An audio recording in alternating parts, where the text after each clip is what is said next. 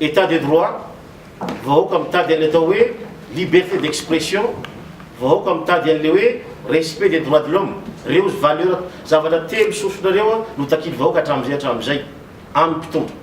Ary akory nefa ny fahagagana fa rehefa asesy ny tantara nanomboka tany amin'ny 72 io mankaty dia ireo ihany no verimberina fanagadrana, fanapotehana, dorotrano, sinisisa.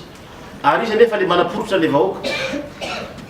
Eto dia tsy sina resaka akinafilafina fa ny folo andahy malagasy no fitaovana ampiasain'ny fanjakana hatramizay hanaporetana le vahoaka zay mitaky aneo hevitra mitaky ny demokrasia eto koa manao antsoavy zahay ato.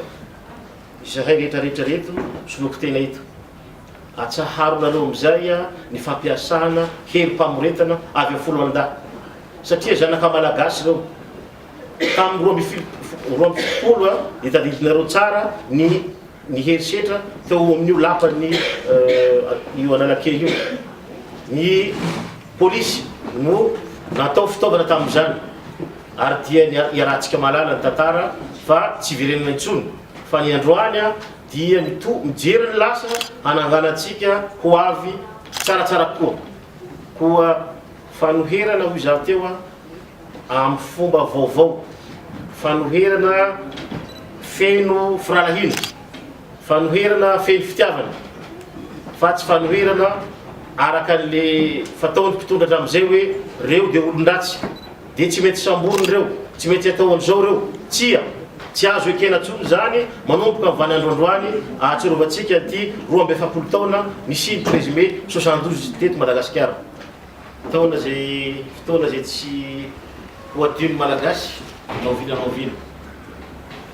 Zany no mahatonga antsika mianakavy tonga eto manome voninahitra zany fotoana navaivay teto amin'ny firenena. Ary raha reto zahay hitanareo reto tombona tabatra dia efa tongotra ambiandakana ka iainga io fanoherana amin'ny endriny vaovao. Teninay ombieny izay hoe zahay dia manana fahavononana, manana faniriana hitarika an'izany fanoherana amin'ny endriny vaovao zany eto Madagasikara.